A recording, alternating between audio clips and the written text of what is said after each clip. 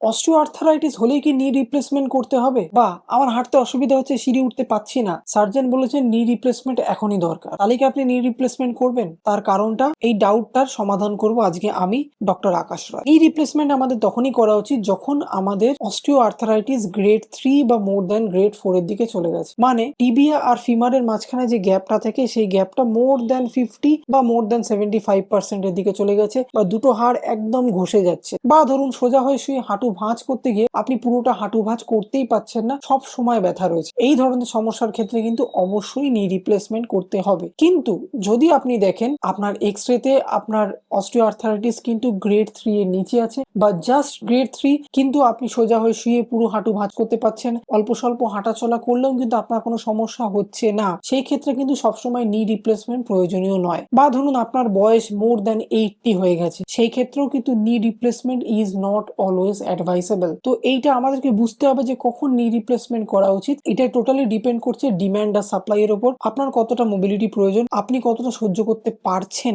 বা আপনার অ্যাকচুয়ালি নি রিপ্লেসমেন্ট করার মতো হাঁটুর পজিশন আছে কি না। তো এইটা আগে দেখে নিতে হবে, কারণ ফিজিওথেরাপিতে এখন অনেক ম্যানেজমেন্ট আছে যেটা কিন্তু নি রিপ্লেসমেন্ট করা ছাড়াও অনেক দিন অবধি এই অপারেটিভ প্রসিডিউরটাকে ডিলে করানো যেতে পারে, কারণ একবার নি রিপ্লেসমেন্ট করলে সেটা কিন্তু ম্যাক্সিমাম 15 থেকে 20 বছর অবধি স্টে করে, তারপর কিন্তু আবার রিপিট নি রিপ্লেসমেন্ট করতে হয়। সেই জন্য আপনার বয়স যদি 45, 50, 55 হয়ে থাকে, তাহলে নি রিপ্লেসমেন্ট করার আগে কিন্তু একবার হলো এক্সট্রা ভাবুন আর যাচাই করে নিন আদৌ এখনই নি রিপ্লেসমেন্ট করার প্রয়োজন আছে কিনা, নাকি এটাকে একটু কিছুদিন ডিলে করা যেতে পারে।